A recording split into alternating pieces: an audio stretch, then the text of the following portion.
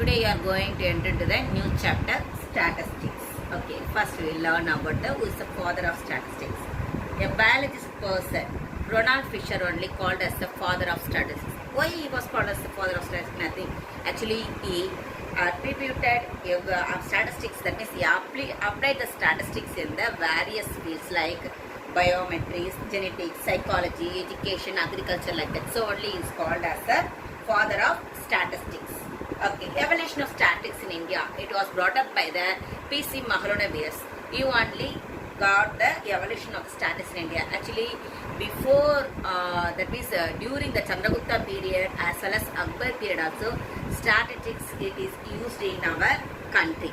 For that we are having the proof also from the Arthasastra. Kautilya wrote Arthasastra and Akbar wrote the Aini Akbari. In that books they mentioned about the administrative surveys which was conducted under the statistics method alone. Okay, and P.C. Mahalanobis is called as the father of statistics in India. He is the founder of modern statistics too. His birthday only 29th June. It is celebrated each and every year. It is celebrated as a statistics day. Actually, from the 2007 only they are celebrating his birthday as the statistics day. Next, we will move on to what is the definition of the statistics.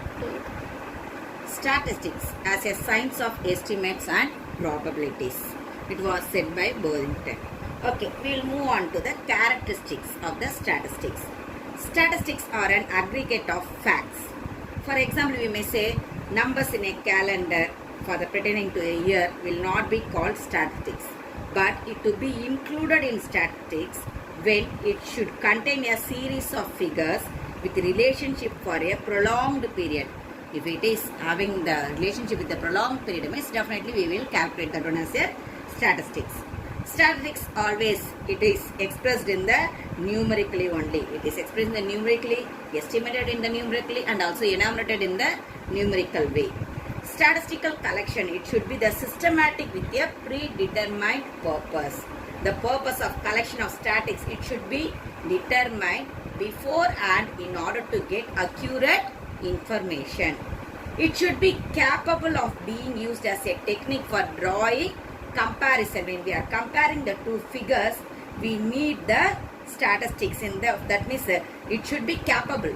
When we are comparing the two things, we may say as averages, ratios, like that. When we are comparing it, we need that drawing comparison. We need the technique of the drawing comparison in this one. Okay. Next, we will move on to the functions of statistics. Statistics present facts in a definite form. It simplifies mass of figures. It facilitates comparison. It helps in formulating as well as testing. It helps in the prediction also. It helps in the formulation of suitable policies. When we are formulating any policies, at that time also we need the statistics. Okay. Next we will move on to the nature and scope of the statistics. Different statistician and economics, they are having the different view of the statistics. Some they are saying this one as a science and some they are calling it as a art. Okay, we will move on to the scope of statistics. As actually in what are the field the statistics is helping only, we are going to see in this one. Statistics and economics. Statistical data and techniques are immensely useful in the solving many economic problems.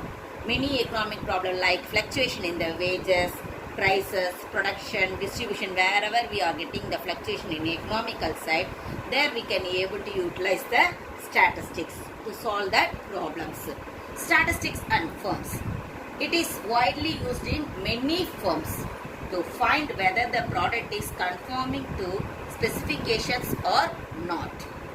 Next, statistics and commerce. Statistics are lifeblood of the successful commerce. We are saying like that. All the economics people they are saying like that alone. It is the lifeblood of the successful commerce. Market survey plays an important role to exhibit the present condition and to forecast the likely changes in the future. What are the products it may be sold now and future, whether the product it will be having that means it will be sold out or not, everything we can able to analyze through the statistical. Next, statistics and education. It is necessary for the formation of policies to start the new course according to the changing environment. Okay. There are many educational institutions owned by the public as well as by the private. They are engaged in research as well as in the development to work to test the past knowledge, and also what they are doing, they are evolving the new knowledge.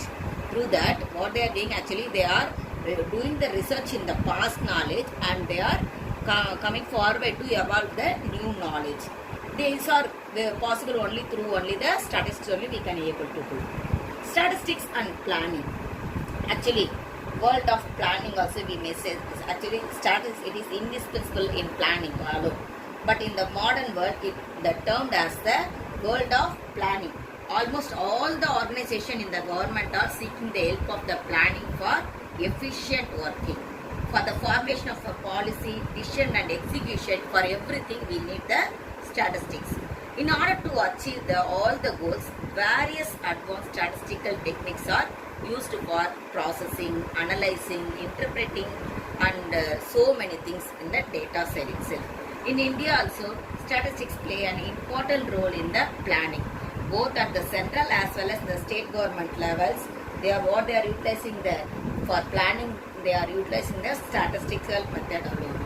The quality of data highly unscientific alone. When we are collecting the data, it is most probably only the unscientific data only we are getting.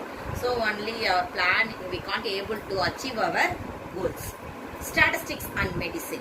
In medical science also, statisticals it used most probably in order to test the efficiency of a new drug, or to compare the efficiency of two drugs or two medicines. For everything, the statistical it is very useful there. And statistics and modern application.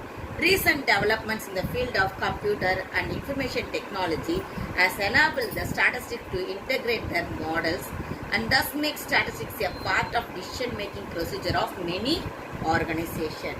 Most probably in the software packages available for solving simulation problems also, they are utilizing only the statistical methods. Next we will move on to the limitations of the statistics. It is not suitable to the study of the qualitative phenomenon. Okay. Why it is not suitable? Actually, it is applicable to the study of the quantitative measurements. We are explaining this one in the numerical order, isn't it? So it won't explain, that means it won't give the qualitative phenomenon. For example, we may say about the poverty, intelligence, like that type and all, we can't able to go through the statistical method. Statisticals are not, that laws are not exact one.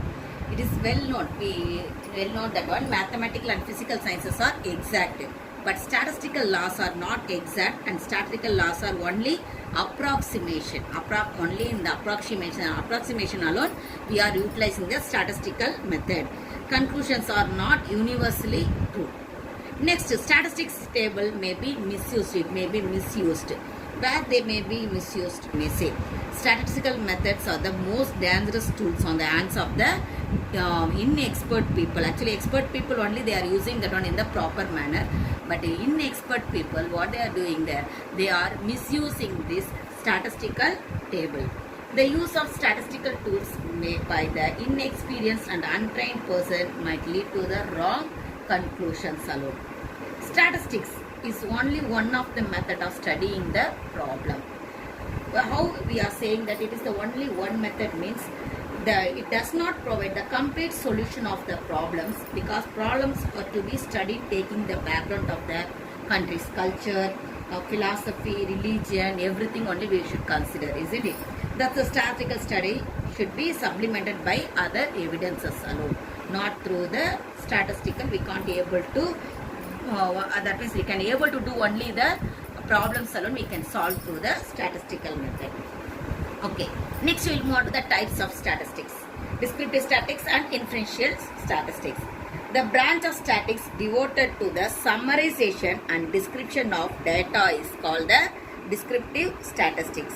Inferential means the branch of statistics concerned with using sample data to make an inference about a population of data is called the Inferential statistics. What is the difference between this one? Actually, descriptive statistics, it describes the population under study.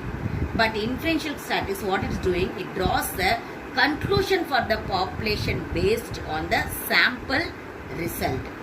Descriptive statistics, it representing the data in a meaningful way through the charts, diagram, graph, and also we may say the bar diagram like the histographs like that, it's describing that. But inferential statistics, through the hypothesis testings and predicting on the basis of the outcome alone it is. Descriptive statistics gives the summary of data. Inferential statistics, it tries to understand the population beyond the sample. Thank you, kids.